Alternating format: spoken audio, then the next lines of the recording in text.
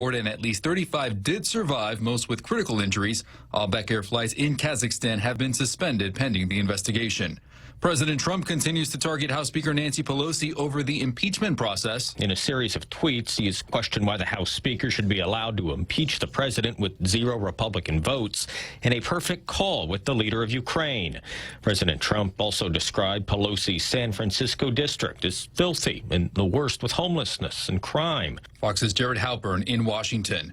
The U.S. has not eased any of the sanctions on North Korea despite a recent threat alluding to a potential Christmas gift. For some Japanese citizens, an alert from a major news outlet after midnight caused panic for fear a missile had just flown over their country from North Korea. The error was corrected 23 minutes later, and U.S. officials confirmed no missile launched. Echoes of the missile warning in Hawaii 2 years ago that also proved false, but not before alarming thousands. Over Christmas, the U.S. military was not taking any chances. Reconnaissance aircraft scrambled to fly missions over the Korean peninsula to monitor for unusual military activity in North Korea and spy on their communications. The Hermit Kingdom called the flights provocative. So far, North Korea's Christmas gift has been silence. Fox's Lucas Tomlinson at the Pentagon. Record online sales giving retailers a boost this holiday season. E-commerce sales hitting a record high according to a MasterCard report and rising almost 19% from last year, with online shopping making up nearly 15% of total retail sales. Overall, retail sales rising, excluding autos, around 3.4% between November the 1st through December 24th. America's listening to Fox News. I'm a working mom and could really use more hours in my day. Thankfully, my non-electric Kinetico water treatment system has simplified my life. It's easier to clean my home with Kinetico conditioned water. No more scrubbing tubs or wiping water spots. Cleaners work better and last longer. And all the Kinetico drinking water we want is right here. No more lugging home bottled water. All this, and I'm saving money too, thanks to Kinetico. American Water Tech, a passion for improving lives through better water.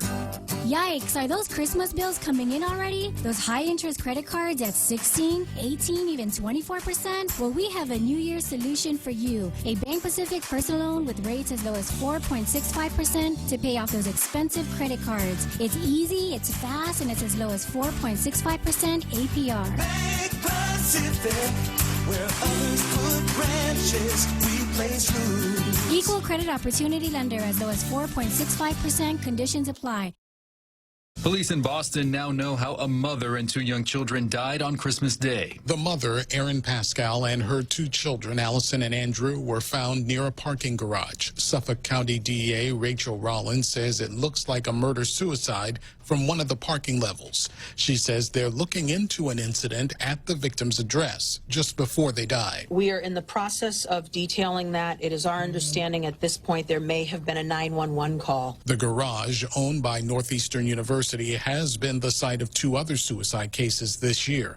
Rollins said as they investigate, she urges people who need it to seek suicide prevention to help avoid tragedies like this.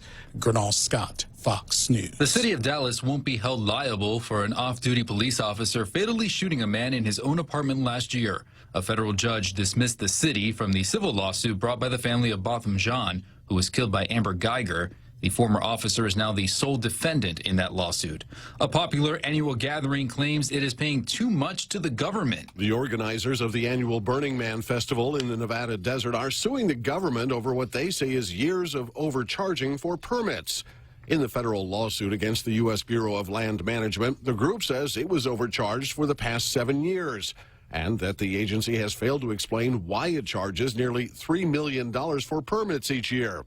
The event draws about 80,000 people to the area north of Reno. Rich Dennison, Fox News. A group of protesters blocking construction of a giant telescope in Hawaii reached a deal with the mayor of Hawaii's Big Island. The demonstrators agreed to move a tent that is blocking an access road. In exchange, there will be no attempts to deliver construction equipment to the telescope site anytime soon. That access road will reopen on Saturday. I'm Richard Jordan, and this is Fox News. The holiday season is here, and it gives us pause to reflect on the abundance of 2019 and to express our gratitude for Guam, the island we call home, and to all Guamanians. Our team here at Security Title is proud of the work we do to support ourselves and our families, to serve and care for our customers, and to give back to our community. May this season of joy and the new year bring happiness, good health, and prosperity to you and yours. Merry Christmas from all of us at Security Title. We understand what matters to you because at Docomo Pacific, we're a family too. With the Now Family program, mom, dad, and kids stay connected on the latest devices the whole family can enjoy. For just $155 a month, get 3 lines with 30 gigs of 4G LTE data each, and endless use of your favorite apps without affecting your monthly data bucket. Add more, get more, save more. Docomo Pacific, better together. Some conditions apply. Tall Tales with Bob Klitzkie is brought to you by Bank Pacific, banking on the Pacific for 65 years. Welcome to Tall Tales with Bob Klitzkie, the only show on talk radio where common sense is a lot more common. Phone lines are now open at 888-TALK. That's 888-8255. And now, The Point proudly brings you Tall Tales with Senator Bob Klitzkie. A well-regulated militia being necessary to the security of a free state, the right of the people to keep and bear arms shall not be infringed. Right, Real Joe Cruz? Yes, sir. Yeah. Okay, so that's how we start the program here every day. And we go from there right straight to Zemi Ikotny.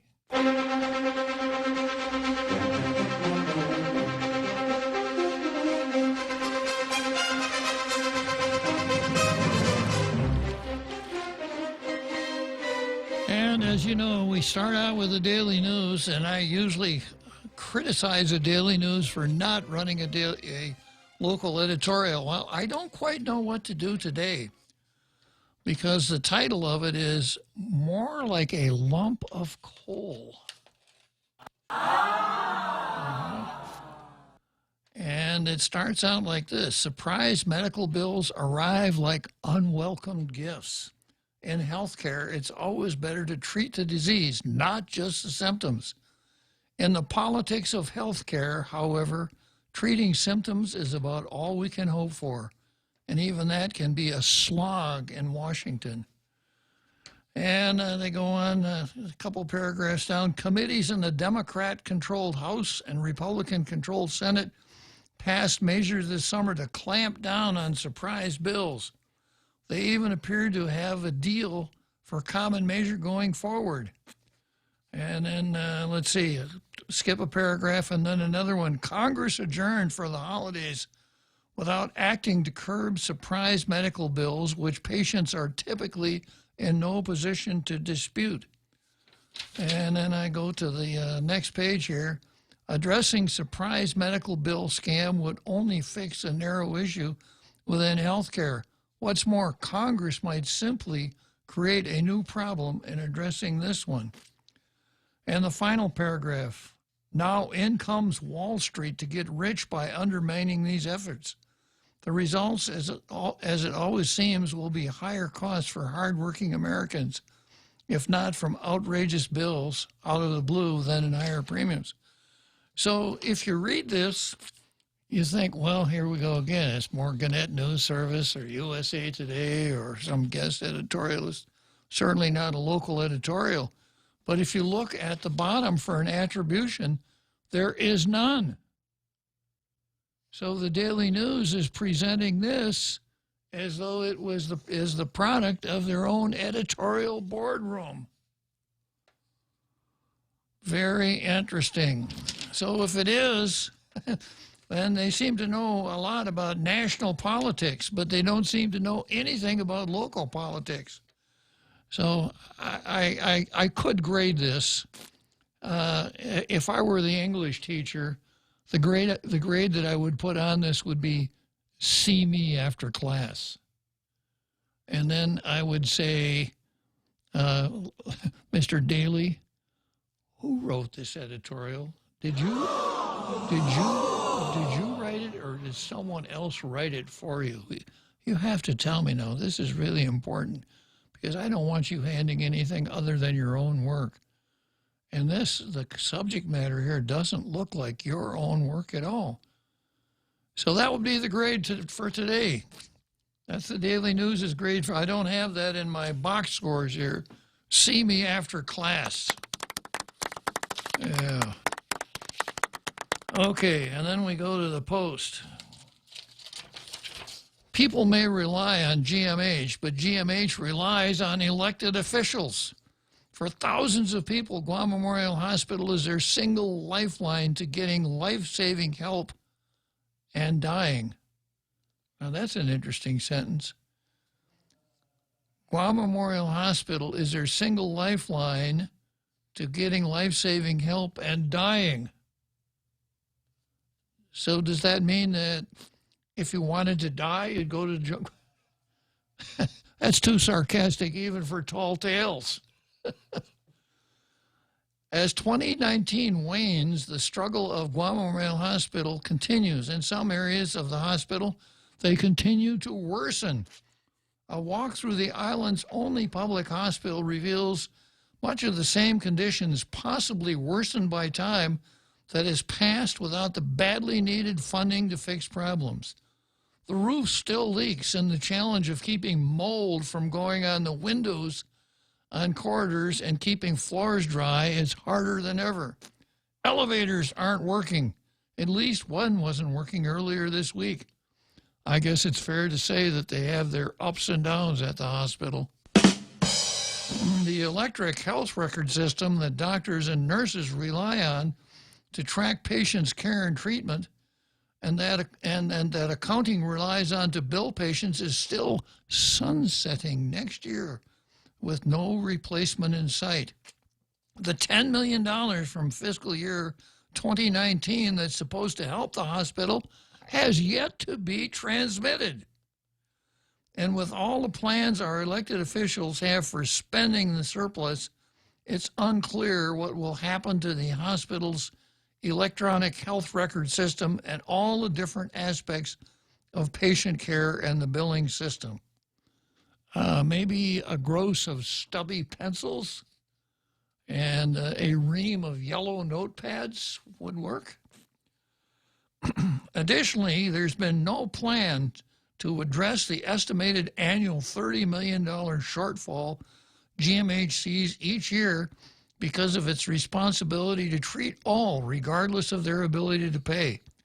Elected officials have yet to put forth a proposal that will ensure GMH is properly funded today and viable. Here we are back to staying alive, right? Viable for tomorrow's generations. Audit after audit has shown that GMH's financial situation has been getting worse. Previous plans posed to help the hospital and people it serves have gone nowhere because of politics. The hospital, unless it's being threatened by a lawsuit or its ability to dole out patient care is questioned, or is a question in an election debate or questionnaire, doesn't appear to be high on elected officials' agendas. That has to change. Not everyone has access to Naval Hospital or can afford Guam Regional Medical City, which is a private hospital and much more costly than GMH. And a majority of people on Guam have no alternative than to wash cars and sell lunch plates to avoid off-island health care, to afford off-island health care. Even if the Leon Guerrero Tenorio Administrator Lillian Paris Posadas and the GMH Board of Trustees decide to build a hospital, we still have to live with and rely on the current facility for several more years.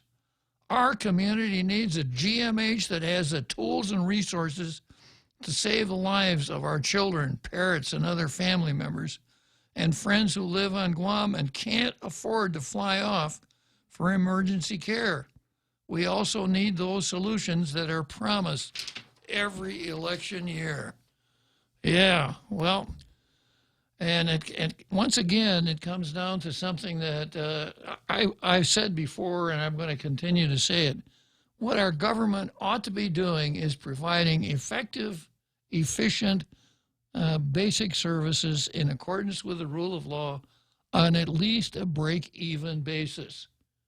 You know, forget the frills. Forget sending 100 people in a bunch of canoes to Honolulu when the hospital, according to this, is almost literally falling down around our ears. So, not much competition for the Blue Star today. This was a real editorial. It describes a problem, and it assigns blame, and it would hold the people accountable. So Blue Star goes to the Post.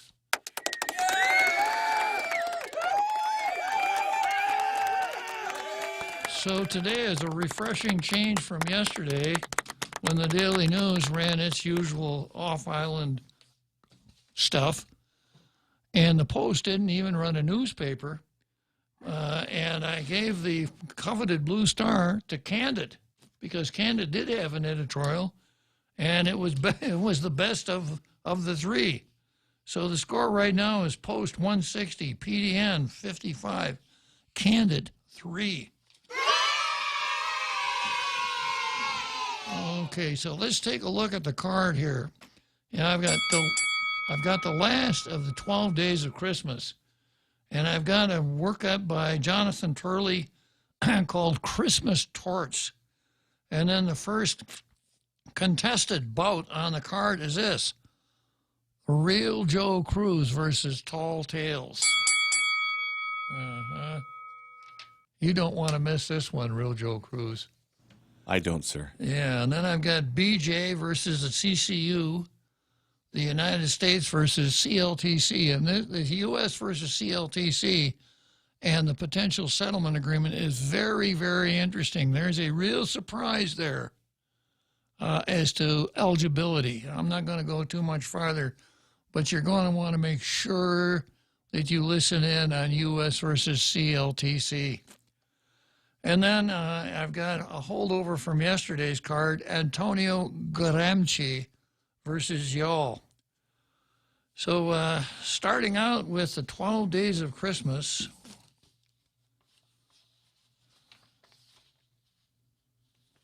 yesterday we had 11 ladies dancing. That was a tough one. I think my favorite was probably the fifth one. On the 5th day of Christmas, my true love gave to me 5 golden rings. And you remember, I tried to explain the legal controversy arising if there were a potential marriage and a broken promise. Remember that, Real Joe Cruz? I do. Yeah, what was the key word in that whole discussion? They? Yeah. And the second key word? Them? You got it. I couldn't have gone through that whole thing without those 2 words. Okay, and then 11 ladies dancing. That's, boy, in the 21st century, that's a tough one too, you know. Is it stereotyping ladies? Can't men dance also?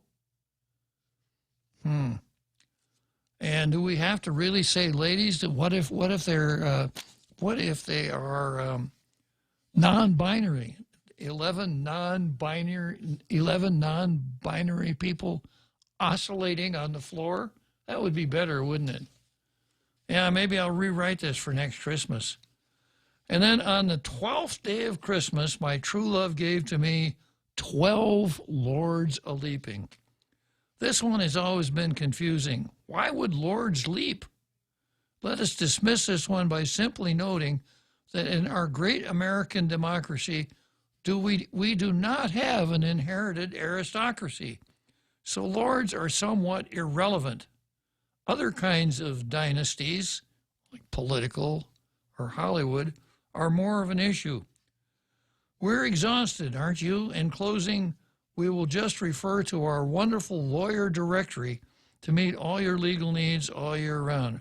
From all of us here at Find Law, Merry Christmas and Hanukkah and Kwanzaa, which is fake. To all a good night. Yeah, so, and then I have to wind up with my favorite line here on the true love, as you were in the first day of Christmas, my true love gave to me a partridge in a pear tree. Sometimes when I go to King's and order, you know, I order my usual taters and eggs. Yeah, hash browns, cook them crispy, a couple poached eggs, poke them soft, whole wheat toast, side order of Tabasco, and a partridge in a pear tree. Anyhow, that does it for the 12 days of Christmas. Christmas torts. This comes from Jonathan Turley, a lawyer that I've talked about more than once. And this is what he said. Consider the all too familiar scene of a family traveling during the holiday only to arrive in some small, unfamiliar town without a single available room. In the case of Mary and Joseph, Bethlehem was big on census taking, but not much on hotel regulation. They ended up not being able to being given a stall, not only being given a stall in a barn, but giving birth in a manger as animals, and 3 mysterious foreigners just meandered through. It was a perfect start for a holiday that throws every possible surprise and sucker punch traveling or hosting guests. Before the arrival of the holiday, we had one recurring story that seems as inevitable each year as mistletoe, which is extremely poisonous, by the way. In Brooklyn, a substitute teacher decided that the best possible lesson on, quote, convincing for a class of 6-year-olds at Public School 321 was to explain why there is no such thing as Santa. The children were convinced enough to tell their parents, who convinced the school to get rid of the teacher. So what do you think of that? A teacher telling 6-year-olds that there's no such thing as Santa. I think that's just rude, sir. Yeah, and I have a feeling that little Virginia O'Hanlon, had she been in that class, would have set him straight in a heartbeat. I think so, sir. Yeah, yes, Virginia, there is a Santa Claus. So Christmas actually lasts down to Tres Reyes until 3 Kings, and that's where the 12 days of Christmas come from. So the 25th was the first day of Christmas, the 26th is the second. So today is actually the 3rd day of Christmas. So I'm going to bring this one back until we get down to Tres Reyes. All right. So very, very interesting. Next on the calendar, I have Real Joe Cruz versus Tall Tales. Let me hear that bell, Real Joe Cruz. And in this corner, weighing 145 pounds, wearing the black trunks, hailing from the historic village of Agana Heights, the Real Joe Cruz.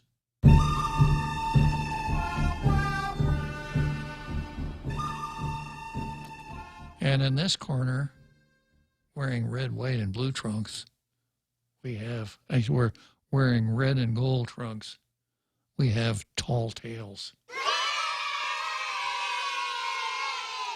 Talk about the bout of the century. Well, the reason that this is on the card, you faithful listeners who tuned into 93.3 FM yesterday and heard Rush Limbaugh and were cursing at your radio saying, "What in the heck is wrong with my radio? Where in the hell is Tall Tales?" Pounding on it. I imagine several radios actually were ruined yesterday as people picked them up and threw them at the wall. So, of course, our Facebook audience was here yesterday, so they were not deprived of their daily dose of Tall Tales. But the poor folks out there in our international radio listening audience, think of Pierre and Gay Paris, you know, wondering where is Tall Tales. So when of course, I didn't know. I'm sitting here jabbering at the microphone, figuring I'm talking to the whole world, looking at the camera, you know, trying to project out there to our Facebook audience, not knowing that no one is hearing what I'm saying. not being able to check my my WhatsApp or anything like that. And after the show, I find out Tall Tales was not on the air. So, of course, the first thing I had to do was find out whose fault was it. Who screwed up? And I'm about to tell you whose fault it was. Yep. The real Joe Cruz. Was it? Yes, it was the real Joe Cruz. Do I have the right to remain silent? You, as a matter of fact, let me give you this one here. You know, this calls to mind Lee Harvey Oswald for some reason, and the word patsy. I didn't screw up anything. I'm just a patsy. Yeah. No person as you were.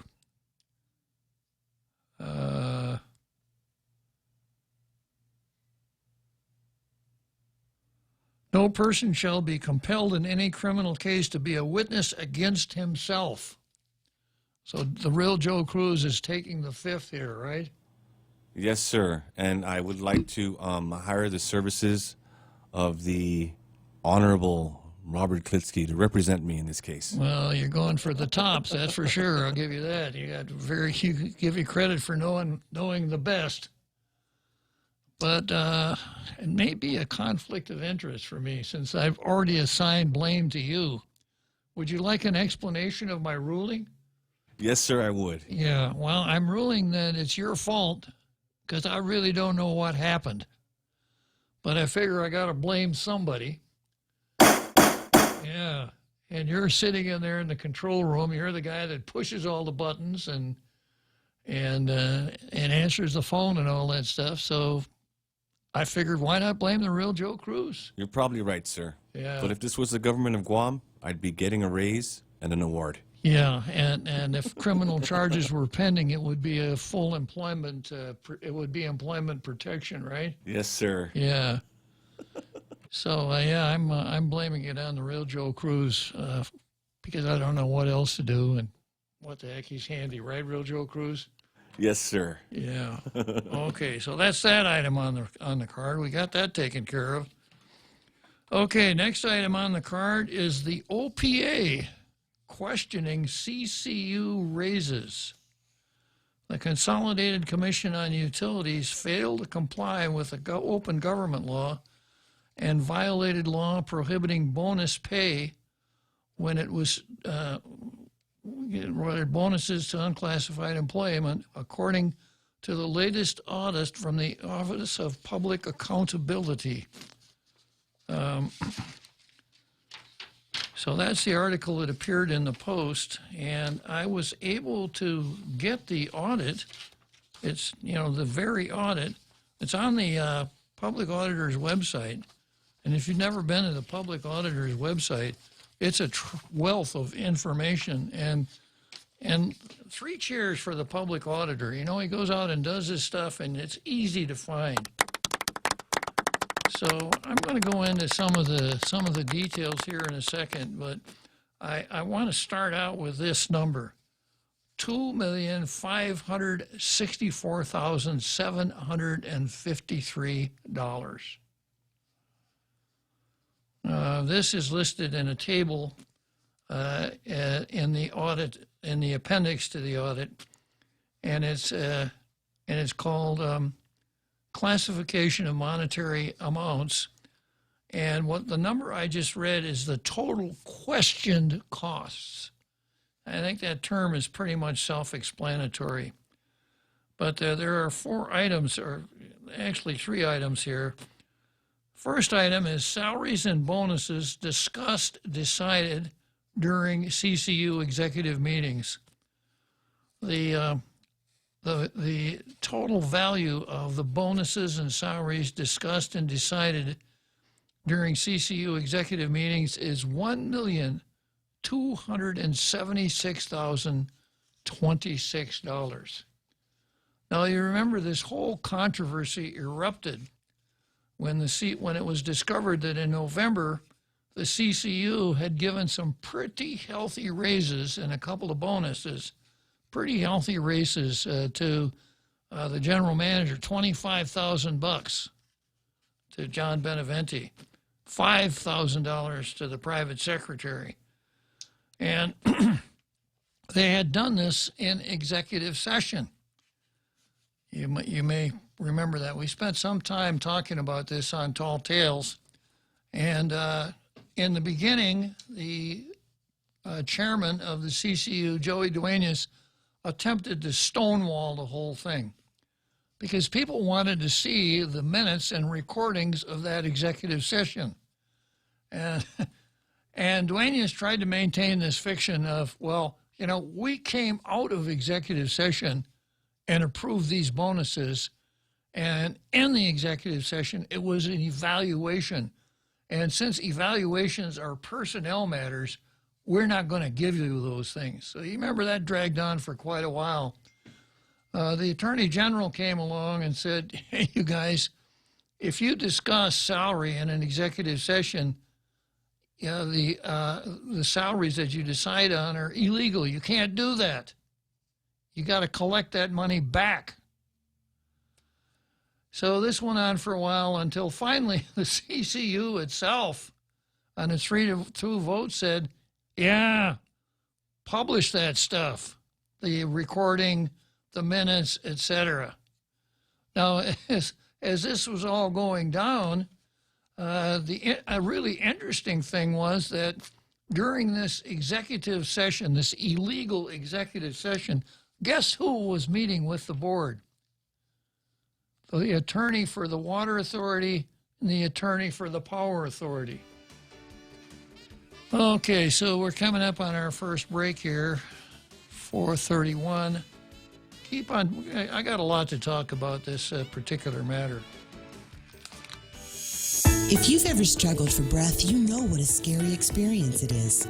Whether you have asthma, emphysema, COPD, lung cancer, or another respiratory illness, the right medical treatment makes all the difference. GRMC's Pulmonology Clinic has the latest technology and respiratory equipment, staffed by world-class pulmonologists. Make an appointment today with GRMC's Pulmonology Clinic and start breathing easier. GRMC, where patients are partners. Party with Boss 104 and Star 101 on New Year's Eve at Kento's as we ring in 2020 and as we celebrate Kento's 10th anniversary. Live performances by Instajam, Super Club, and music by DJ Daryl Azama and Ryan the Mixologist. General admission is $20 and includes 2 drinks and an appetizer, champagne toast, and $500 balloon drop at midnight. Don't miss it. December 31st, Kento's at the Hyatt. Ever notice how that one perfect holiday gift is just out of reach? Or how sales on the stuff you want all come at the same time? This season, plan ahead with a holiday loan from First Hawaiian Bank. Now you can afford to be nice without being naughty. For more details, visit FHB.com or any branch to apply. Additional restrictions apply. First Hawaiian Bank, member FDIC, equal housing lender. Now through December 31st, you can save almost $900 on a complete Kinetico non-electric reverse osmosis drinking water system for your home. Call American Water Tech at 649-2301 to find out more. American Water Tech, a passion for improving lives through better water. Now, more Tall Tales with Bob Klitzkie. Spitting truth like watermelon seeds at a summer picnic. Call now, 888-TALK, 888-8255. So as far as salary increases are concerned, a slight digression to the poet laureate of Tall Tales. Andrew starts out by saying, I was wondering what happened yesterday. And then he goes on to say, do we need to repeal the following? And the following is a limerick that he posted quite some time ago. And now, in light of your screw-up yesterday, Real Joe Cruz, Andrew is wondering, do we have to repeal this limerick? And here's how it goes. The Real Joe Cruz on the job doesn't snooze, which is one of the reasons we praise his diligent work with nary a smirk and call for a hefty pay raise. So I'm going to throw this out to our Facebook audience. Anybody who wants to enter his appearance as defense counsel for the real Joe Cruz, you may feel free to do so. And if you can think of something good to say about the real Joe Cruz, I don't know. I mean, that's a pretty tall, but go ahead, give it a try if you think you can do it. And I'm going to reserve judgment on whether or not to repeal that limerick, real Joe Cruz. A little louder, please. Yes, sir. All right. So we were talking about the CLTC and these question costs. So I read through the whole audit and I read through the appendixes, and it is one smoking gun after another. It shows all of the executive sessions in which raises or bonuses were discussed, meaning they're void. And the total here, salaries and bonuses discussed and decided during CCU executive meetings totals up to $1,276,026. Now, following what happened with the November 17 illegal, or the November of last year illegal raises, people ought to have to pay those back because they're illegal. So the CCU may have found a source of revenue in the amount of almost $1.3 million. Now, of that amount, $28,650 were bonuses, which is pretty remarkable since there is a statutory prohibition against paying these bonuses. So the total question cost here is $1,304,676. And then we have another one that is really interesting. Former CWA CFO hired as a contractor, salaries of certain unclassified employees above pay scale. And the former former GWA CFO hired as a contractor was paid $1,260,077. So $1.25 million was paid to the former chief financial officer for the CCU. And the audit goes into this in some detail. This person, whose name I forgot, is not a very memorable name. I'll probably have it when I go back into this on Monday. This person was hired as a regular employee, what the audit refers to, and what common parlance would refer to as a GG1 hire. In other words, he was a government employee, but shortly after he was hired, documents apparently were exchanged that caused his salary, or the amount owed to him, to be paid to a corporation instead of to him. So, a little definition of terms here. Let's get out our Law and Order notebooks, real Joe Cruz. The word contract and contractor can be used in a couple of different contexts. Yeah. So if we were to talk in terms of contracts, contract is something that's usually written down, but not always. And it's an exchange of promises. One party promises to do something, and in return, the other party promises to do something else. I will paint your house in a color designated by you no later than the 1st of February if you will give me $10,000. And this is an exchange of promises, pretty easily understood, right? So that's a contract. Now, let's say that I have this mansion. You really got to use your imagination here. I have a mansion, and I have employees working for me to do things like painting. So I tell my the captain of my maintenance crew, I want the house painted. I want it painted this color, and I want a workmanlike job, and I want it to be done by the 1st of February. How much is this going to cost me? And my maintenance guy comes back and he says, well, that's X number of employees, Y number of hours. The hourly rate for the employees is Z. This is how much it's going to cost you. So I have hired my own employees to do the work. In the second situation, in the first situation, I dealt with an independent contractor. Okay, Real Joe Cruz so far? Yes, sir. Yeah, you writing all this stuff down now? You may be tested on this later on, you know. Okay, so so for the CCU, for the Power Authority, for the Water Authority, people who work for the Water Authority are, of course, employees. And as employees, they're paid a regular wage during regular periods, during regular 2-week periods, et cetera, and they're subject to personnel rules, et cetera.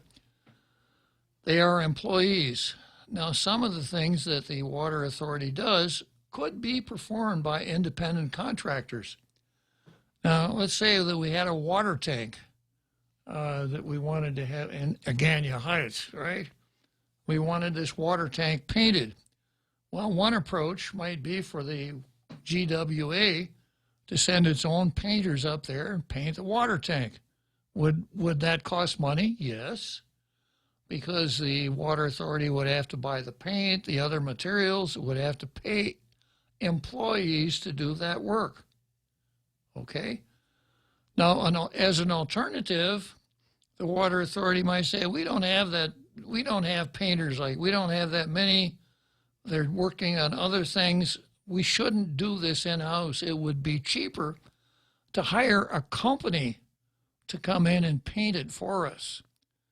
So the way the thing is supposed to work, the Power Authority, the Water Authority would put out an invitation for bids for that paint job.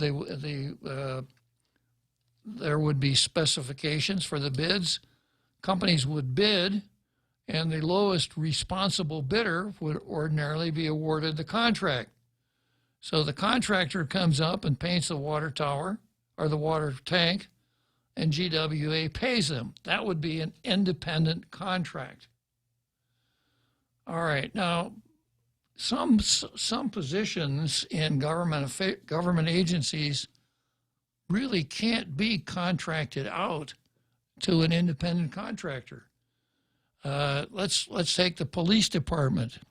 You could have a situation where the government contracts for security guards to guard various public buildings on the island. I'm going to come back to this in a minute, but I've got a caller on the line here who I think is going to shed a little bit of light on this audience.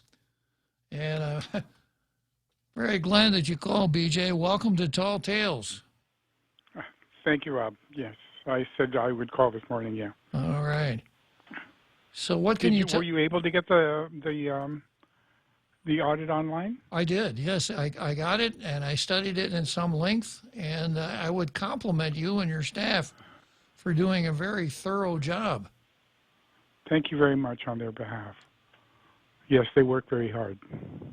And I commented a little earlier that looking through the appendix, there are a series of smoking guns. All of the meetings that were held in executive session where salary increases were provided.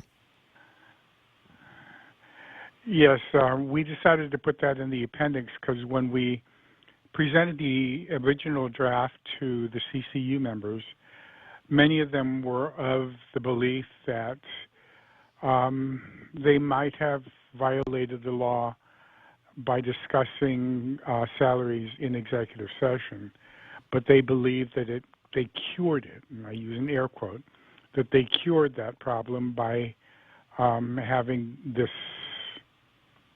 little piece in the open session when they got back into session. But you read that there was no discussion. There was just a motion to in just about every single one of the situations, it was just a motion to approve what they had decided in the executive session without objection, without discussion, and just passed. So the CCU has maintained the position that an executive, they can go into executive session to discuss the evaluation of an employee because, as they say, it's a, quote, personnel matter, a term that doesn't exist in either the Sunshine Law or the Open Government Law. But they say they can do that. So they could do that and then come out and have a discussion and vote on a salary increase. And that, to me, that borders on the frivolous, unless we're assuming that salary increases are based on some intangible like flipping coins or drawing straws. I don't know if you have anything you'd like to mention on that particular aspect. Well, in our discussions with them, they did bring that up. And I told them that I really thought that if they were discussing the firing or the demotion of some employee because of some malfeasance, then yes, maybe they could discuss that in secret in the executive session. But if they broached the subject of salaries under 8111, that had to be done in open session. So, and the discussion about it and the reasons for it going up or down had to also be discussed in open session. So, public session. Let's say that they're in executive session and somebody says, you know, John Beneventi has done a really good job this year. His performance is at least 20% better than it was last year. And this discussion goes on in executive session. And then they go back into open session and someone says, I move to increase John Beneventi's salary by 20%. The whole thing to me suggests that either you're making your salary adjustments in an arbitrary fashion, or you're having an illegal discussion in executive session if what you say you're doing is evaluating employees. And there is a code section for that also, and it's in the audit, where the legislature gave the autonomous boards the authority to set salaries, but they also told the boards that were created that 6 months after they employ a new unclassified employee for the top of the agency, they have to produce a performance evaluation, and then a performance evaluation shall be made every 12 months thereafter. So before they can increase the salaries, they have to have a written performance evaluation. And my auditors also found that the CCU had violated that code section in that, at least for the 5 years that we looked at, there were no performance evaluations for either or any of the the CCU appointed directors. Very interesting. And so, there were various violations, but there was always a code section for each one of them. You know, the code section that for the evaluation. And so, yeah, in our audit we found that that not only did they violate the executive session open government prohibition last November, but when we went back 5 years in this audit, we found that there were 10 other occasions, 10 other executive meetings where they violated that open government provision. And they also, in addressing their contention that just having some mention in the minutes, the open meeting cured the problem, we went through and reviewed all of the minutes, and we listened to all the tapes of the executive sessions, and we put that in the Appendix 3 and found that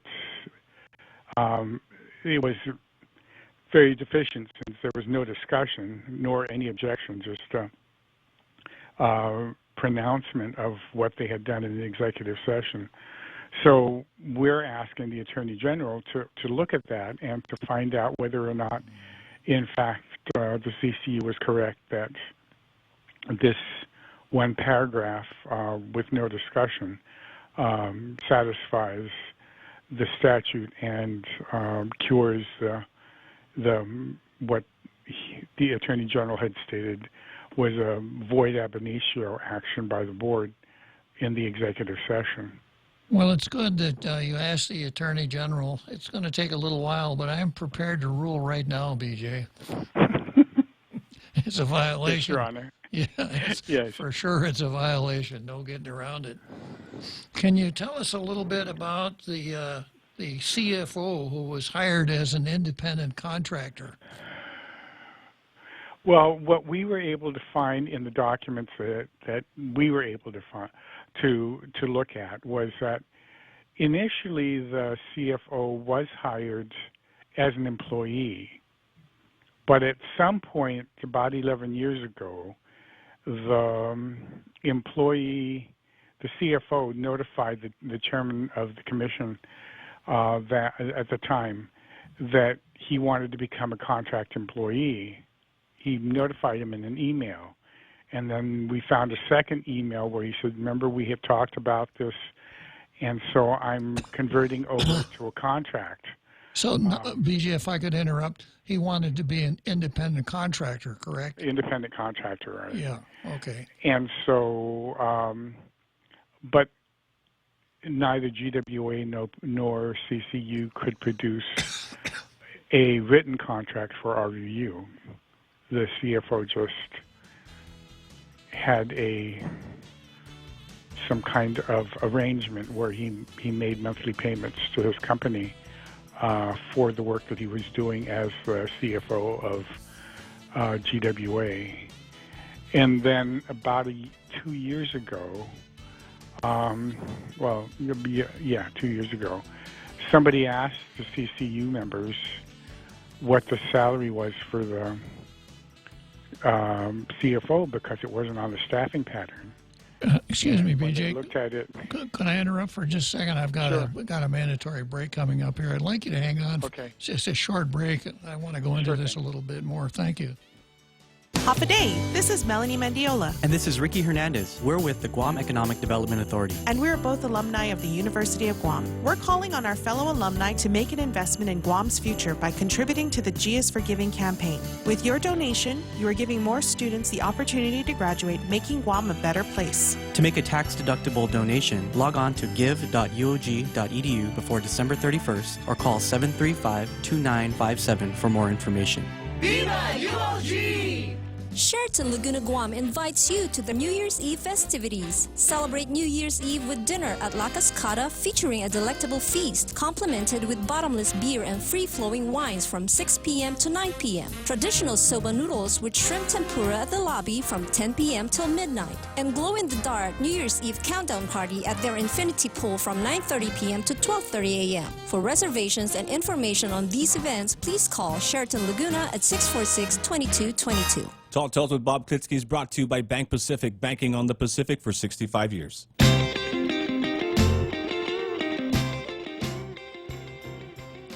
Well, thanks for hanging on, BJ. No problem. Going into this independent contractor business, I started to make the hypothetical before I took your call that in the police department, it would make sense for the police perhaps to hire a company to provide security guards for certain government facilities. But it wouldn't make sense for the governor to hire a company to provide a chief of police, correct? Yes, and there is a statute that states that the CCU has control over the general manager, the deputy general manager, and the deputy manager and the CFO and the attorney and board secretary. The GM has oversight over everybody under him. That's the staffing pattern, as I understand it, at CCU. And so the CCU is directly responsible for the CFO, so that the CFO would be reporting to the board rather than reporting to the GM. Just judging on his title, I would assume that the chief financial officer has a fiduciary responsibility to the board. Is that reasonable? Correct. So how can a company, a corporation, have a fiduciary responsibility to the board? It would seem to me that it would be impossible to contract out the position of CFO to an independent contractor. You are right on that one, and it would be contrary to the statute creating the CCU also. So I don't know how to answer that, except that it's contrary to what the statute was for the CCU. Okay. So then let's talk a little bit about the repayment of the bonuses and salary increases that were illegal. You touched on that in the audit. Also, could you? Right. When the Attorney General issued his opinion in April regarding the CCU action that was made last November, he said it was void ab initio and directed the members to those involved to reimburse the government. The board secretary immediately reimbursed the gross amount that she received. The rest of the employees that received increases or bonuses decided to only reimburse the government for the net amount that they received. And some of them also decided that they should take out repayment plans of varying lengths, of which the longest one would mean a repayment in 8 years.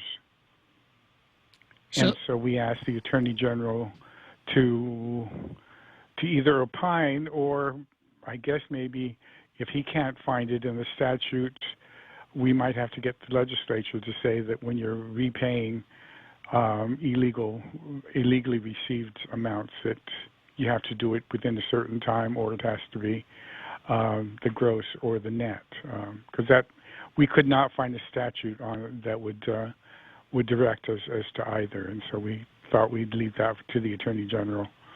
Well, I'm going to rule on that one too, BJ. If it's so, if a person receives an illegal payment, the obligation to repay arises immediately, and it should be paid in full. Otherwise, one of the nicest things that could happen to you would be to get an illegal pay raise and then have 8 years to pay it back, a nice interest-free loan from your employer over 8 years. That doesn't serve the ratepayers very well. Yes, so we asked the AG to opine on that also. And then with respect to what must be reimbursed, if the employee reimburses only the net amount and doesn't reimburse the taxes withheld, then in effect that money paid that was deducted for taxes goes to his credit, because it reduces his tax liability. A refund that he gets, yeah. Yeah, and reduces his tax liability, so he's skirted the illegality. Well, BJ, I really appreciate your calling up there and discussing this. I'm going to spend a fair amount of time on this, thanks to your excellent, very clear and very thorough audit. And we got to take a break now. Thank my staff for that. Okay, so perhaps you and your staff could stay tuned and listen to the big halftime show we have every afternoon at 5 o'clock. In the meantime, Thank you very much for calling. All right. Thank you very much for asking me to call. Okay. Hello.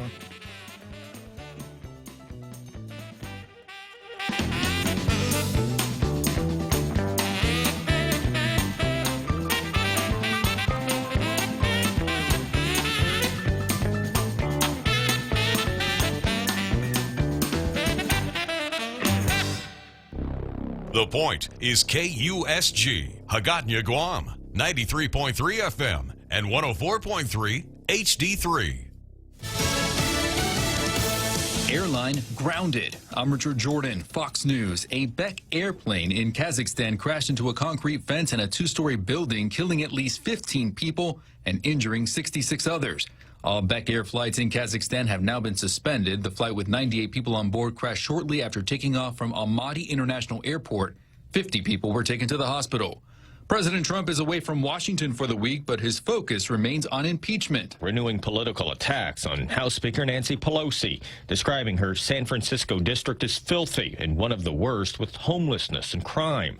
He is also tweeting and retweeting about the impeachment process, asking why Speaker Pelosi can impeach without any Republican votes.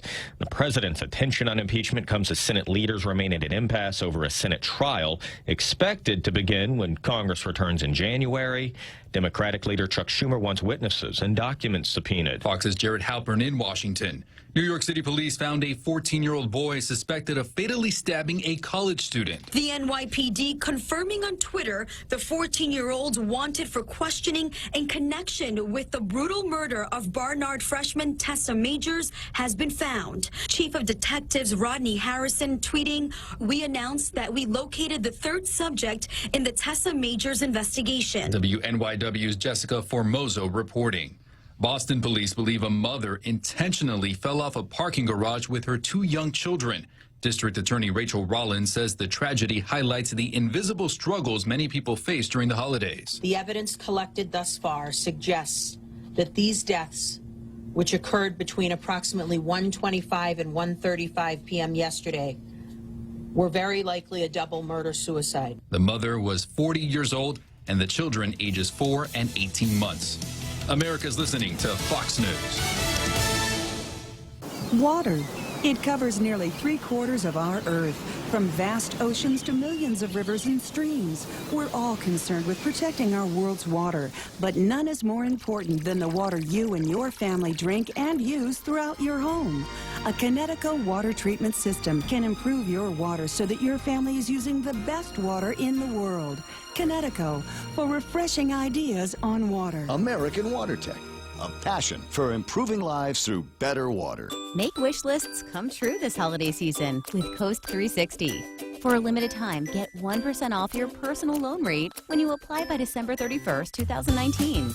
Loans up to $50,000 with flexible terms and no application fees. Apply online or at any member center. Terms and conditions apply. See print ad or Coast360FCU.com for details. May your holidays be merry and bright with Coast 360 Federal Credit Union. Together, we thrive.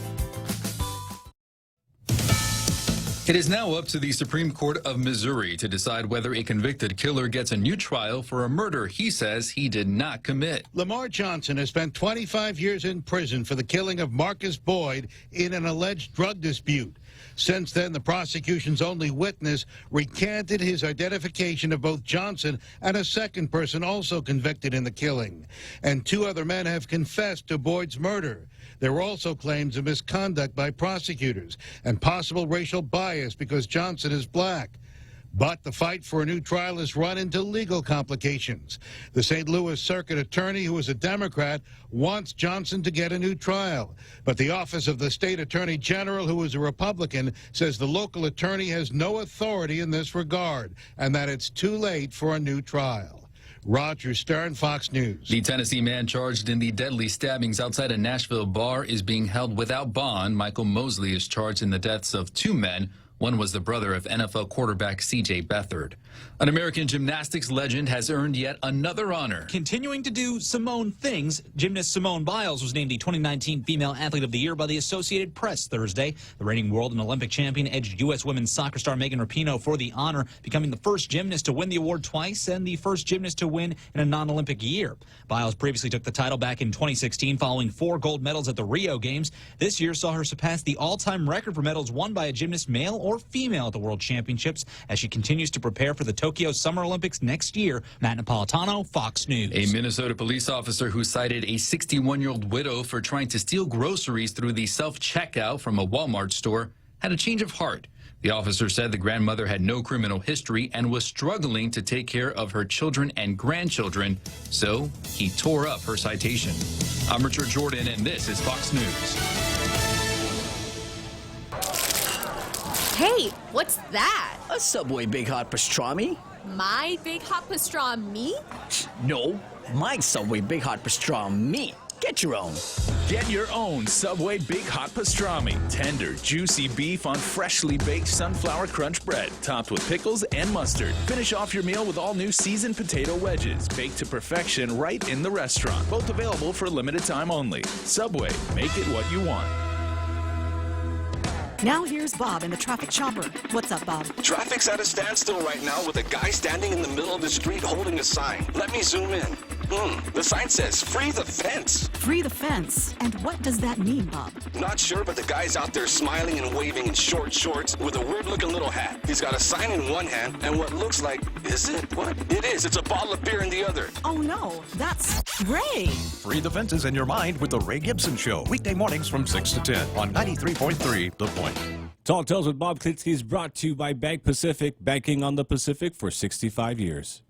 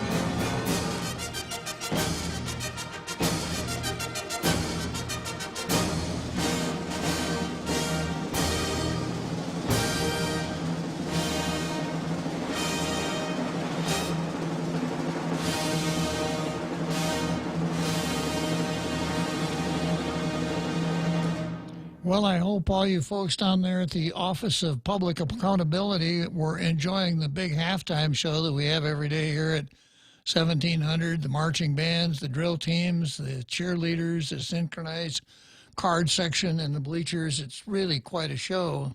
And given the fine job that the public auditor and his staff did on this audit, it's only fitting that you should have a little enjoyment here by listening to that halftime show. Okay, I saw some interesting things in Facebook here. I was taking a peek during the show. Brad Hewitt, part of a long-standing member of the Tall Tales posse, chimes in from the Republic of Texas. And wow, that's real dedication, because it's like 7 minutes after 1. It's 1306, as you were 0107 in Texas, the Republic of Texas, as it were.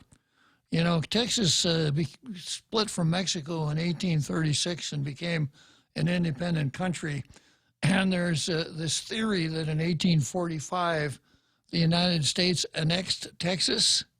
But a Texan will tell you it's really the other way around. In 1845, Texas annexed the United States. So anyhow, glad to have you on board here, William. And then, as I mentioned earlier, anybody who wants to chime in and enter his appearance on behalf of the Real Joe Cruz, to defend the Real Joe Cruz, please go ahead. James Howard says the Real Joe Cruz had a cool mustache. Give him a raise. All right, well, that makes a certain amount of sense. And Andrew issues a warning here. Andrew says the Real Joe Cruz might have to resort to appealing to Rory. I don't know if I can settle with that, sir. Yeah, I don't know. The Rory is kind of uncharted territory now that Connie Joe Brennan Shinohara is no longer heading up the task force. I wonder if Louis Baza is heading up Rory's settlement task force now that Rory says he has recused himself. Let's see, what else have I got here? Merry Christmas from Debbie Kanata. Merry Christmas to you, Debbie. And Nate Horn said that some of us were burning our retinas staring at the sun. I don't think that's what caused the program to go off the air, but it's interesting information. Nate also said, instead of blaming you, I should blame Hillary. That's a good idea, you know. That's true. I generally tend to blame Democrats if I can't come up with anything else. That's true, sir. Yeah. Okay, and then James Howard wants to know if the violations that were spotted in BJ's audit are criminal violations. And the answer is, yeah, some of them are. The statute says that if you knowingly meet in an illegal meeting, it is at least a misdemeanor. And we saw the Gura board go through that here not long ago. So there's definitely a possibility there. BJ said that he had forwarded many of these findings to the Attorney General. So it's going to be quite interesting to see what, if anything, the Attorney General does with them. And I've got one more comment here from Elwin, a regular commenter, Elwin Champaco Quitano. And this is what Elwin says. That's the exact logic the GWA uses for not providing CLTC leaseholders with water lines. They'd prefer to pay their paris excessive contracts than to do it freely with the expectation of obtaining future water billing accounts.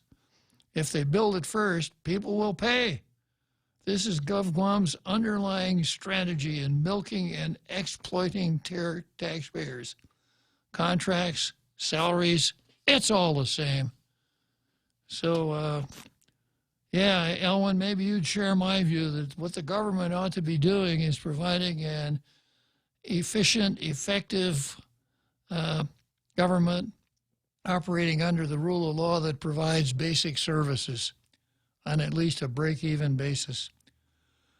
So going back here to contracts, I started to make this analogy that there are some positions in the government that you should never even think about entering into independent contracts with.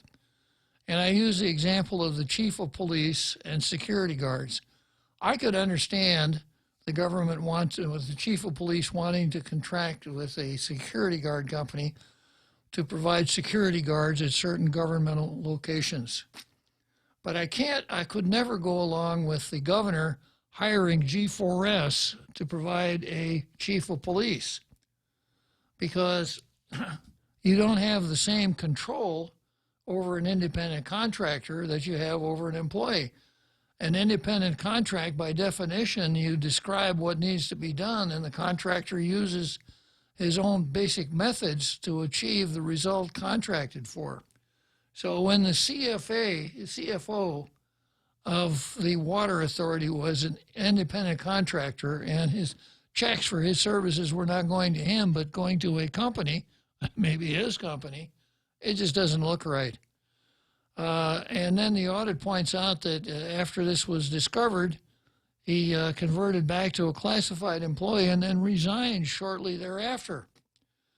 Now, something very similar to this happened in the Attorney General's office, where a deputy attorney general retired, and then the Attorney General wanted to bring him back as a deputy attorney general. So the Attorney General didn't hire him back, because if she hired him back, he would lose his retirement annuity. So she entered into an independent contract with him. This resulted in a lawsuit, and it was not fun. It was not a good situation. So it's good that the public auditor found these things, that the Office of Public Accountability found these things. It's good that these illegal meetings, these illegal pay raises were all discovered. And then this, perhaps it's not easily understood, but with respect to people who got illegal raises, the audit showed that some of the people paid back the net amount. So let me describe that. Let's say that I got $10,000 in illegal payments. And of that $10,000, $1,500 was withheld for taxes and Medicare, income tax and Medicare tax, and another $500 was deducted for my retirement contribution. So that left a net amount of $8,000. So I pay back the $8,000, and they say, okay, I paid it all back. Well, what result? The result is this, that the $1,500 that I paid in that was withheld from my check for income tax reduces my tax liability by $1,500. So in effect, I got a $1,500 raise. And with respect to the amount of money that was deducted and sent to the retirement fund, potentially my annuity is increased by that amount. So obviously the correct amount to pay back is the gross amount. Now, I harped about this repeatedly when this whole thing came up. I spent a lot of time on Tall Tales talking about why the CCU should make the minutes and the recordings of the illegal executive session public, and what the CCU should have done when they discovered the illegal payment. They horsed around with it for a few months, and then they said, well, we don't really know how to go about collecting the money, et cetera. And as you see, they screwed it up. Because my analysis was people owe the money now. This is not, oh, let's give them a break or let's give them the benefit of the doubt or something like that. They owe the money now. And if it's a hardship, then members of the CCO ought to look at themselves because they're the ones that created the hardship. But in the meantime, not collecting that money and not collecting it promptly is basically money out of the ratepayer's pocket.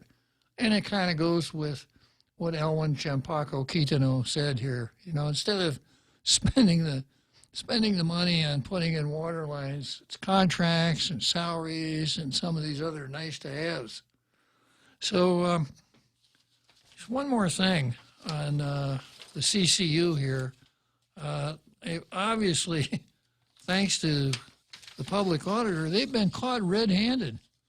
And when we discovered the illegal payments back in November of last year, we thought it was bad, but it was much, much, much worse than what we thought.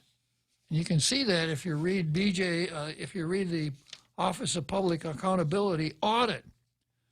So when this all came up, I drafted up a bill to deal with this matter and sent it off to the legislature. Clinton E. Rigel introduced it. It's Bill 151. And the title is this: an act to create a new Chapter 2 to Title 12 Guam Code Annotated relative to salary adjustments for employees appointed by boards and commissions of autonomous agencies. And the first section of the bill is a lay before provision. And it said, no salary adjustment for employees of autonomous agencies who are appointed by a board or commission shall be effective until the certificate of the chair of the board or commission has lain before the legislature for 90 days. So the way it works is this. The chairman of the board or commission has to do a certificate saying we obeyed the open government law and all these other laws that we have to comply with in order to raise salaries. And that certificate has to attach a resolution by the board or commission adopting the salary increase. And then it goes to the speaker of the legislature, and that salary increase is not effective until 90 days later. The legislature doesn't have to do anything at all. But during that 90 days, if somebody like Clint Rigel wanted to examine the mechanics of those salary increases, which would have been a really good idea for the 1 November last year, then that's possible. And having found that the board or commission violated the law, legislature has several options. There's the ever popular oversight hearing. A bill could be introduced to forbid the enforcement of the resolution giving the power, the salary increase. So it adds one more check to the checks and balances of our government, because if you look at this audit, it's clear we had a runaway CCU for years.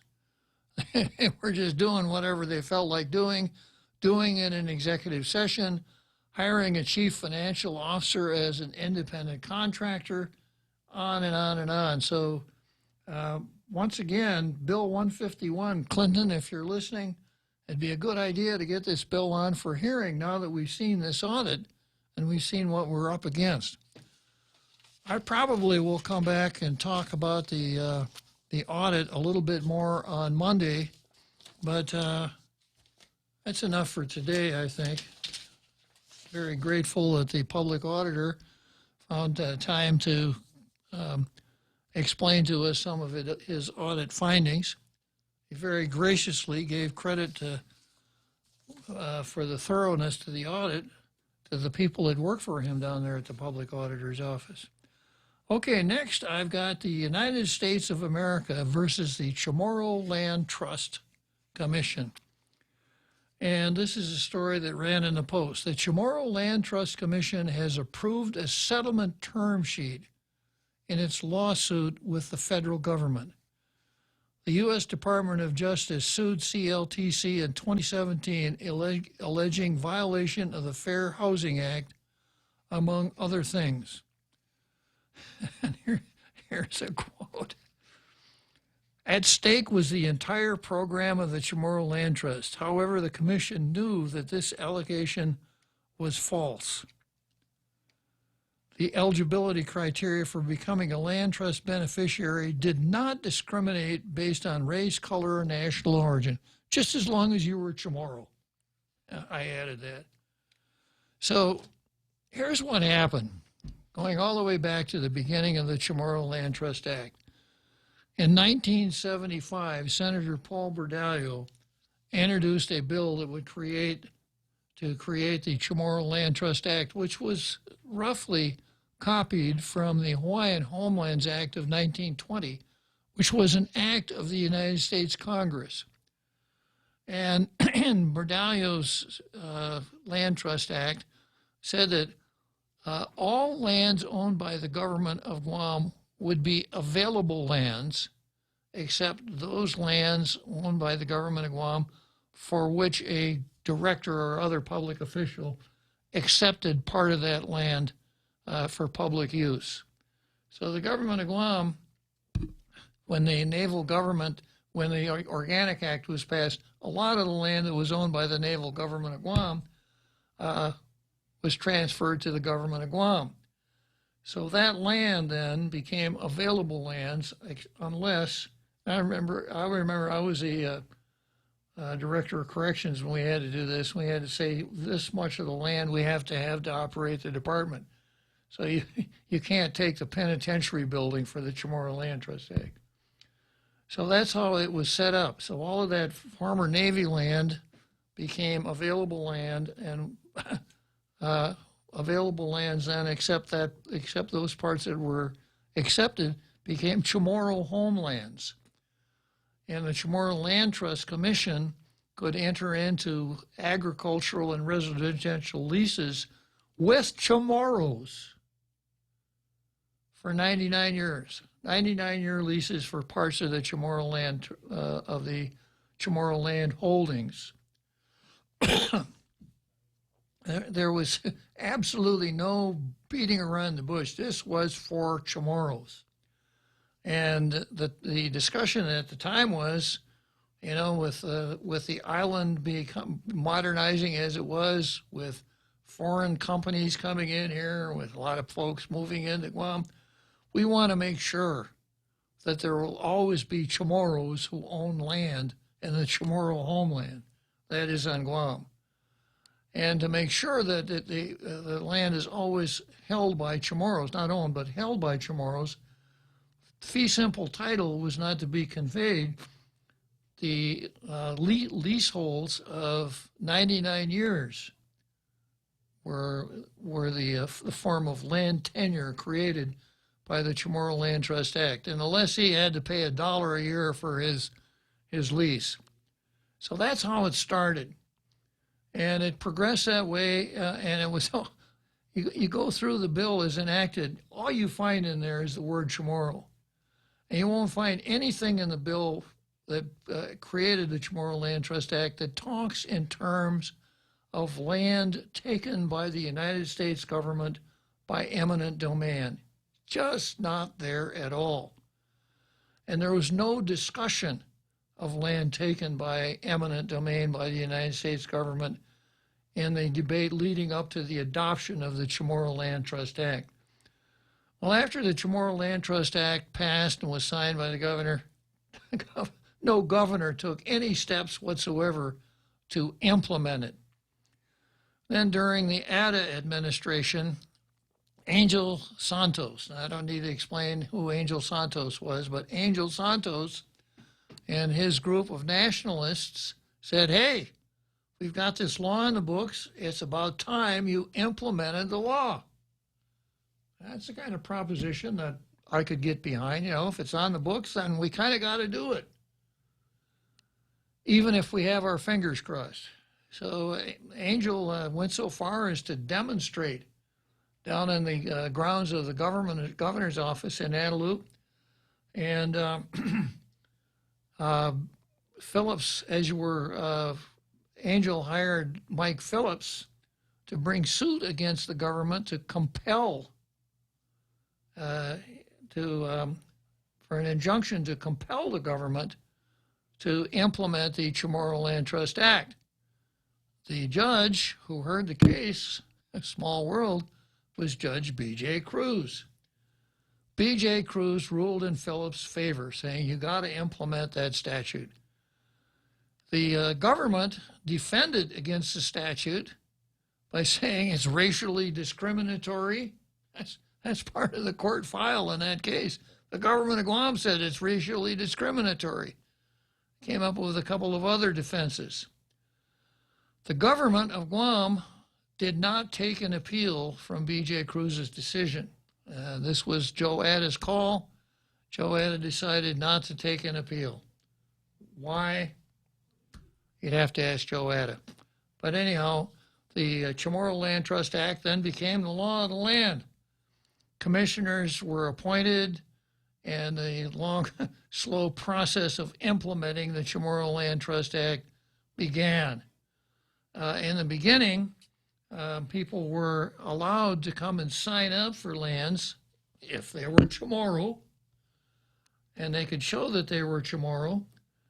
People could sign up for the land, and there were long lines. The lines lasted like 3 or 4 days. Hundreds or maybe thousands of people signed up for Chamorro Land Trust Act land.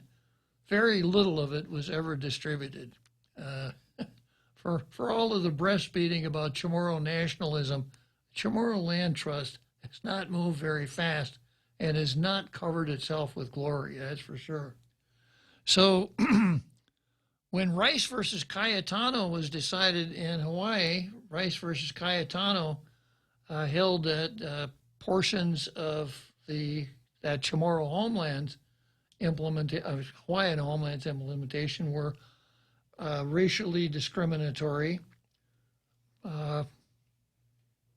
Maybe I can't remember exactly which of the amendments, but then the legislature decided to start working on the vocabulary in the Chamorro Land Trust Act and decided maybe we should change happy to glad wherever it appeared. Nothing happened after that until someone who was not Chamorro applied for a Chamorro Land Trust lease. And of course, he was rejected. Want to know why he was rejected? You know why he was rejected, Real Joe Cruz? Why, sir? He wasn't Chamorro. I see. Yeah. So he took this to the U.S. Department of Justice, the Fair Housing Discrimination section of the Department of Justice, and they filed suit against the Chamorro Land Trust Commission and its executive director, saying you can't do that. You know, we have a fair housing law in the books, And according to the fair housing law, you can't discriminate based on race, sex, number of kittens, I don't know, lots of different categories. And the case came before the court. A visiting judge from Hawaii really kind of tipped her hat when she heard the arguments, saying, "Boy, I think you should try hard to settle it." And for the first time, at least as far as I know, for the first time, the government of Guam made the argument, this isn't racially discriminatory. What this act does is attempt to cure a past injustice for those people whose lands were taken by eminent domain by the United States government. Now, the first time I ever heard that was in the argument for summary judgment. Now, maybe the government made it before, maybe I just wasn't aware of it, but I followed this stuff, and that's the first time I was aware that that argument had ever been made.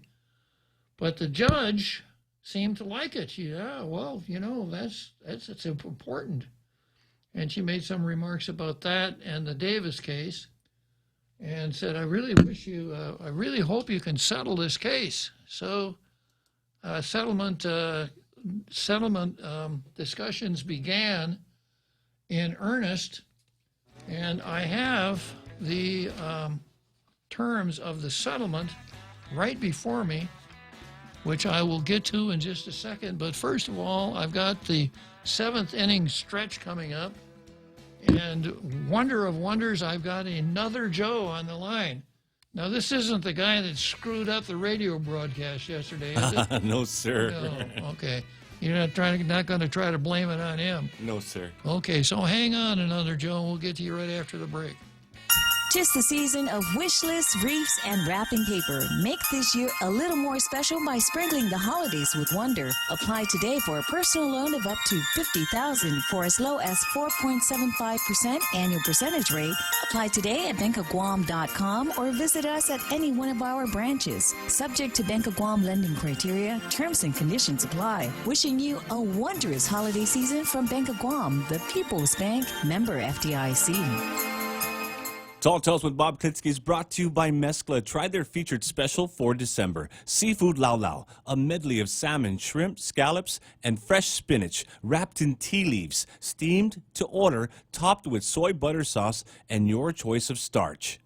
Visit Mezcla in Agatna and now in Tumon at the Grand Plaza Hotel. For reservations, please call 969-2652. Are you ready for some football? The Ray Gibson Show has got your fix every day with the Points NFL Pick'em Contest. Get the latest updates as we check out the past week's performance and break down the upcoming action.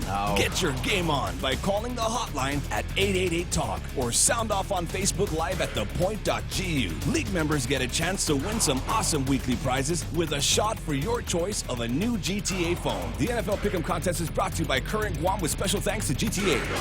Party with Boss 104 and Star 101 on New Year's Eve at Kentos as we ring in 2020 and as we celebrate Kentos' 10th anniversary. Live performances by InstaJam and Super Club and music by DJ Daryl Azama and Ryan the Mixologist. General admission is $20, includes 2 drinks and an appetizer, champagne toast, and $500 balloon drop at midnight. Don't miss it, December 31st, Kentos at the Hyatt.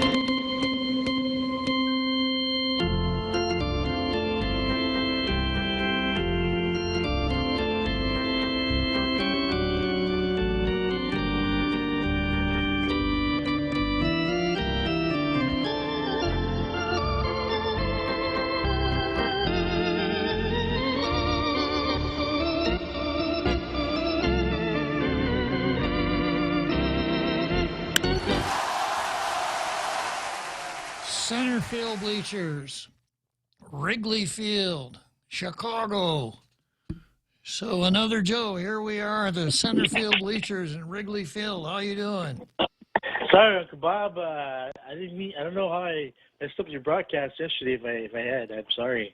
Well, I blamed it on the real Joe Cruz, but if you want to take the blame for the real Joe Cruz, I'm sure he wouldn't mind. He's always assigning the blame to someone else. Oh, no. I don't need a martyr complex. Okay. But, Uncle Bob, I don't know how much it is relevant to the issue, but going back to former Governor Ada, even when he was running, how people always talk and word of mouth, I believe, was either he or his parents originated from Saipan, CNMI. So I don't know if that has any bearing on his interest in moral interest or whatever. But I am aware, again, from word of mouth, that the Saipan indigenous people do not see the Guam indigenous people as on the same level, or level playing field, so to speak. You have to be born, I guess. You have to have some years of family living in Saipan, CNMI, further than you yourself being born, or at least you yourself being, well, somehow it translates to have familial connections to Saipan, CNMI, to own land, or to and people from Guam, even if you think you're indigenous Chamorro, is not the same thing. So I don't know if that has any bearing on it, but word of mouth was that he or his parents were from CNMI. So, I didn't know that. In fact, I thought that Joe Ada was born on Guam. I don't think it has any bearing. But as far as the Northern Marianas is concerned, in order to own fee title to real property in the Northern Marianas, you must be of Northern Marianas descent. Okay, Bob, the weird part of that is sometimes it's just a matter of a couple of years or relatives, moving a few years earlier or later, you know what I'm saying, before or after the Spanish-American War, which was occurring. Well, some of the folks that are Northern Marianas descent, that is the ones that are referred to as Carolinians, moved between 1800 and the Spanish-American War, so they would have been before the Spanish-American War. That would be an interesting study, Uncle Bob, because I think technically there's been different versions of that. Some people say, they settled there on their own. Others say, no, they were brought there by ship, connected to names like Torres or whatever, because it was lucrative to help have a ready population who needed a place to go to after a devastating typhoon, and who could conveniently be part of a workforce for whatever it is, the industry they had up there at the time. I don't know if it was farming or cattle. This is my understanding, that the Spanish relocated as many of the Chamorros as they could get their hands on from the Northern Marianas to Guam because it was easier to control them. They basically emptied out Saipan and Tinian. So the folks from Sonsorol and other islands in that area had been sailing up to this part of the world for a long, long time. And when they found out that there was nobody here, a lot of them came and they settled down. So then when the Spanish, the Spanish also took people from here and took them to Yap and used them as colonists. I don't know if I've ever told that story on the air before, but if you were to go... Congress Delegate St. Nicholas, I think word of mouth was his family has some sort of connection to that. So if you were to go to Colonia, Yap, which is the capital city of Yap, there's this body of water in the middle of town called Chamorro Lagoon. Is it just Yap, or is it also Palau? Yap. And the Spanish took Chamorros down there as colonists. And the story goes like this. It's apocryphal, but it goes like this. When the Navy moved into Yap in 1945, the Yapese chieftains approached them and said, you could stay here as long as you want. The Japanese can stay here as long as they want. But get these Chamorros out of here. So the Navy loaded most of the Yapese Chamorros on boats and took them to Tinian. That's why you find Hofschneider and Fleming in Tinian, these German names from the German occupation of the Carolines. Oh, that was like what is it, from 1900 to 1920, and then for 1920 to the Second World War, it was the Japanese. From about 1899 to 1914, because when World War II broke out, the Japanese quickly declared war on Germany and took over all their colonies in the Pacific. But there is also the issue of that typhoon in the Carolinas. I read, and someone, I'm guessing the Spaniards, because of the 1800s, helped to relocate them. I don't know if there's something to that story. Could be. But anyway, sorry? Could be. Anyhow, let me get back to the Chamorro Land Trust Act here, okay? Yep. Thanks for your time, Bob. Yeah, and I forgive you for screwing up the radio yesterday, and I'm still going to blame it on the Real Joe Cruz. Okay, right, Real Joe Cruz? Yes, sir. Yeah. So I had never heard the argument made by the government of Guam that there was any connection to land condemned by the United States and the Chamorro Land Trust Act. Now we come to the settlement agreement that has been entered into between the Chamorro Land Trust, the government of Guam, and officials from the Department of Justice. And in order for this settlement agreement to become effective, legislation has to be adopted by the Guam legislature and signed into law by the governor. And there's some real surprises in this legislation. And here it goes. If you were to look at the term sheet on the first page, item 1C, Section 75-101D would be revised to say it as follows. The term eligible beneficiary means any person, regardless of race, color, or natural origin, who, 1, whose land was acquired by the United States government between 1898 and 1968, or descendants of such person, or 2, who occupied, farmed, or ranched land for residential or agricultural purposes for at least 1 year immediately prior to that land being acquired by the U.S. government, except that a person is eligible if he or she occupied, farmed, or ranched land on or after December 8, 1941, and the land was acquired at any time after that date and up to 1950, or descendant of such person. So this is what this means. No more Chamorro Land Trust. The only people that will be eligible for Chamorro Land Trust land are those people. The broad category is people who own land that was taken by the United States government by eminent domain between 1898 and 1968. Chamorro didn't make any difference. Or people who farmed that land for a year during that same period. So if you're a Chamorro and and let's say you were born and raised in Agana, you may not be eligible for any of this Chamorro Land Trust land. So rather than broaden, as the press release from the Chamorro Land Trust Act, Chamorro Land Trust Commission, Pika Farran says, rather than broaden eligibility, it significantly narrows eligibility. In that, in order to, we were laboring under this old definition, anyone who became a citizen solely by virtue of the enactment of the Organic Act would be eligible. But now we're tying it to having land that was taken by the United States government in eminent domain. Quite a difference. Quite a difference. I can't help but comment on this.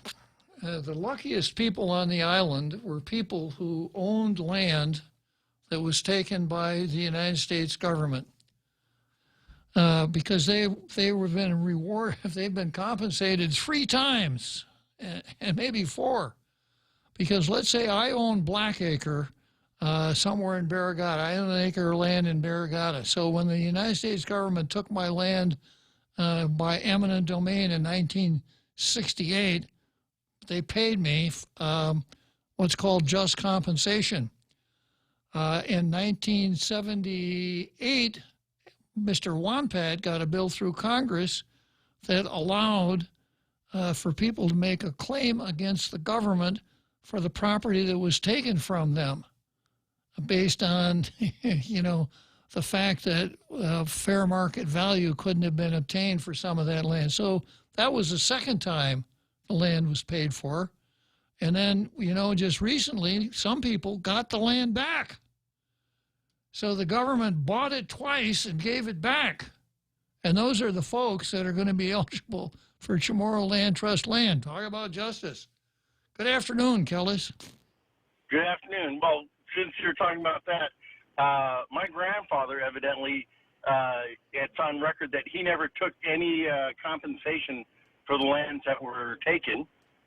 And then, so one of the things that happened that my brother Frank, when the Navy gave some land back to Gov Guam to build Southern High School, a large percentage of it belonged to my grandfather.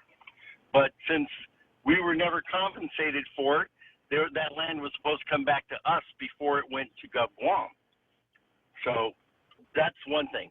But so what I was originally calling about is, so if you did not lose property to eminent domain and you received property from the Chamorro Land Trust, does that mean we're going to get that property away from them? That's really interesting, and I was going to touch on that because this agreement here does not at all mention leases entered into up until now. But, certainly that follows, doesn't it? That if these people would not be eligible under the settlement, then the United States ought to proceed with its discrimination lawsuit and get that land back. Right. Well, but so what I was originally talking about, because I also think that some of the property that Southern High was on is Berdallo's family. Senator Mike Berdallo, Mike Phillips, his family, Berdallo. Uh-huh. So, but the thing that I think is interesting is since my grandfather was never compensated, so that's how there was some property that has already been returned to our family that the Navy deems excess. But how this went, and the property was given directly from the Navy to DOE without going through Chamorro Land Trust or anything like that, or without coming to us, as it should have. Well, let me just tell you a little bit about the law of eminent domain, okay? Mm-hmm. The way it works is this, and there's a portion of the Constitution that's relevant here that I have to read if I can find it here.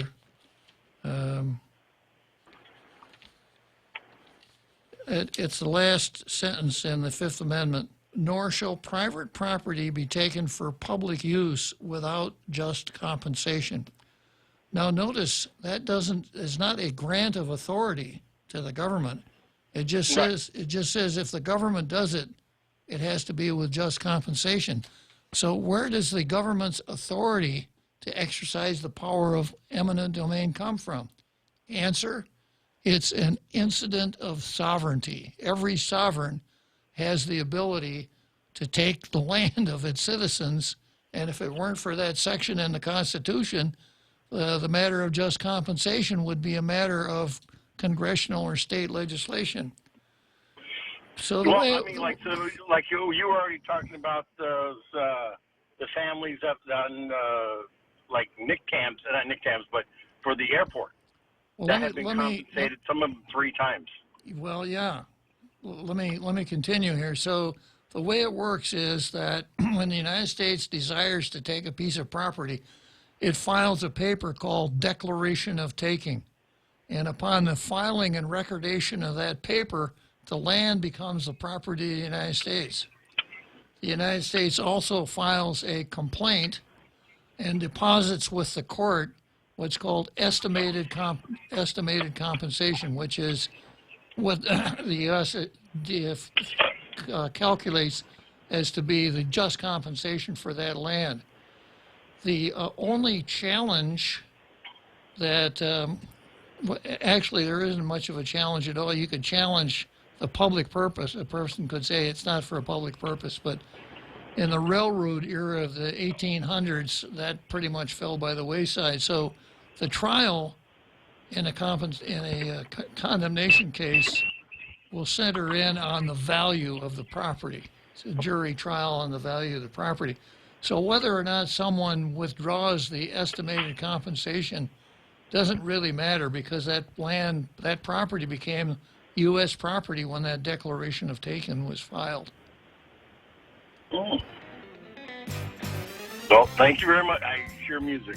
Let me let you go, Bob. Okay, thanks for calling, Kelly. Well, I think that everyone that didn't have land taken from them should give it up. Okay.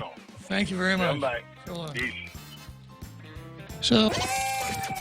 Begin 2020 in style at Hyatt Regency Guam Resort. Party into the new year with entertainment and beachside views of the Tumon Bay fireworks at the New Year's Eve Countdown Party beginning at 10 p.m. Join the party early at 6 p.m. for Breeze's Dinner Buffet, a Polynesian and fire dance show, and get entry and free-flowing drinks at the New Year's Eve Countdown Party. For information about bottle service options or to make a reservation, please call 647-1234. Cocoa Coffee Company is now available at Circle K. Single origin coffee beans carefully sourced and locally roasted to give you the freshest cup of coffee Guam has to offer. Grab a cup that's brewed every 30 minutes or purchase a bag of the locally roasted whole beans. Flavors now serving: light medium roasted Ethiopia and medium dark roasted Jamaican Blue Mountain. Exclusively available at Circle K. With every Cocoa Coffee Company purchase, a portion of the proceeds will go towards the Cocoa Recovery Program. Tall Tales with Bob Klitzkie is brought to you by Bank Pacific, banking on the Pacific for 65 years.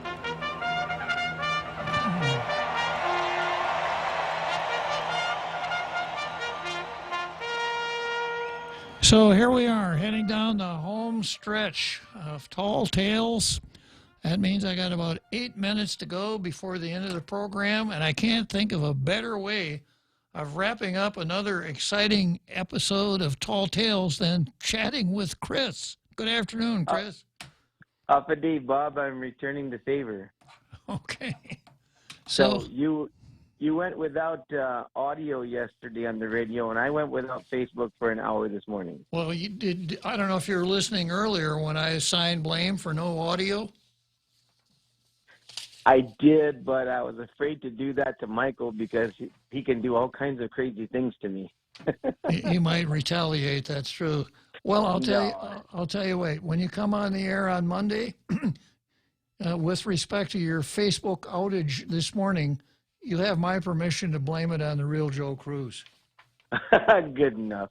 But our team is not like that.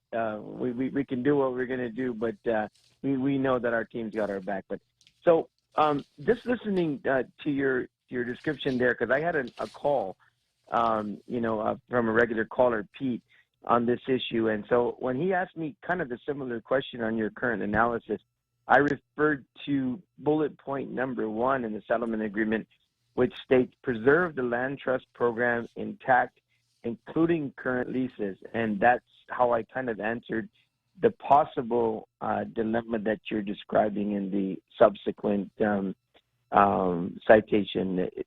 How do you see that in terms of the agreement in its totality? I didn't see that in the agreement. Did I miss it? Yeah. So according to the way that the settlement reads in the release. I'm not talking about, Chris. I don't put any validity at all in any release from the Chamorro Land Trust Commission. So, okay, is it in the term sheet? It is in the term sheet, and the first citation is preserve the land trust program intact, including current leases.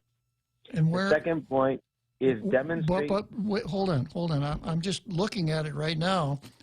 And at the point number 1, the Chamorro Land Trust Act and the rules and regulations, as appropriate, shall be modified and amended as follows. So I don't see the language. You don't see the language of preserve land trust program intact, including current leases? No. Okay.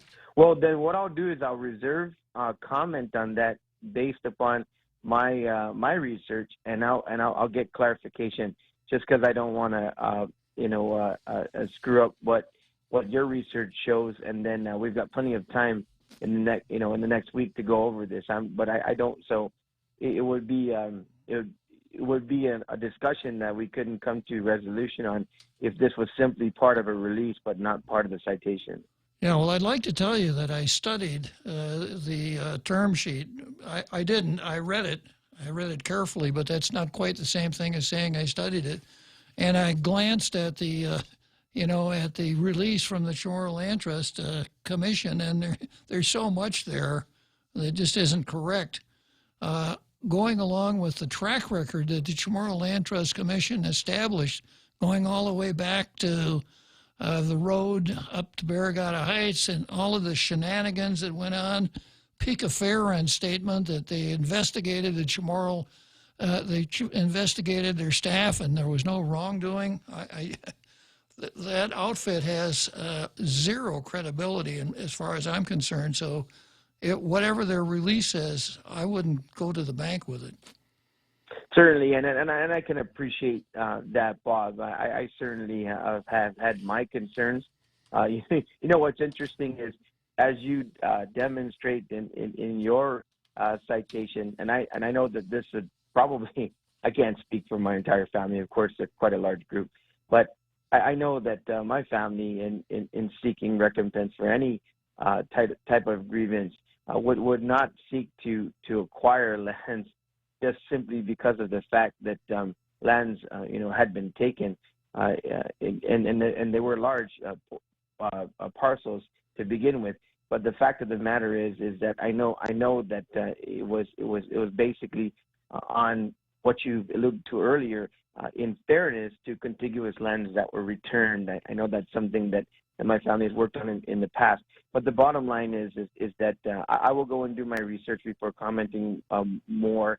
And I agree with you that there has been extreme concerns on distribution. But I will say this absolutely for the record. I believe in the program, and I think it's the right thing to do. But other than that, I think we'll go over this next week together, because I want to make sure that I'm not just reading off of the release and what was presented. Yeah, as far as the program, when I first heard about it, my problem with it is that the free alienability of land is usually necessary for the economic success of any community. Mm-hmm. And the people in Saipan are finding that out, that, who wants to come in and make large investments in land that they don't own. So the fact that the people with the Chamorro Land Trust land only have 99-year leases really diminishes the value of what they have, because they can't properly mortgage it, they can't sell it, they can't do anything with it. And the reason for that goes back to when the thing was enacted, and also with B.J. Cruz's attempt a few years ago to amend the statute that would allow conveyance in fee simple. The nationalists came down on B.J. really hard, because they said that would destroy the purpose of the Chamorro Land Trust Act, which is to make sure that real property on Guam would always be in the hands of Chamorros. So that's something. Yeah, man, that's a deep debate, and I know we're heading up towards the top.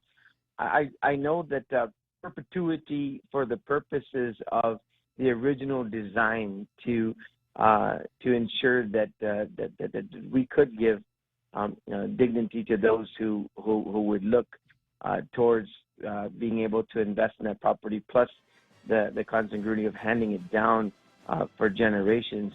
It's a complex subject, and I understand what you're saying. It's complex, but this is you and I sometimes agreeing to disagree. The principle behind the program, I do believe in. Okay, Chris. Well, you got a show coming up 6 o'clock Monday morning, and as in show business, I'm not going to say good luck. I'll say break a leg. You know what? Have a great weekend, Bob. Appreciate it. Okay, Chris. So long.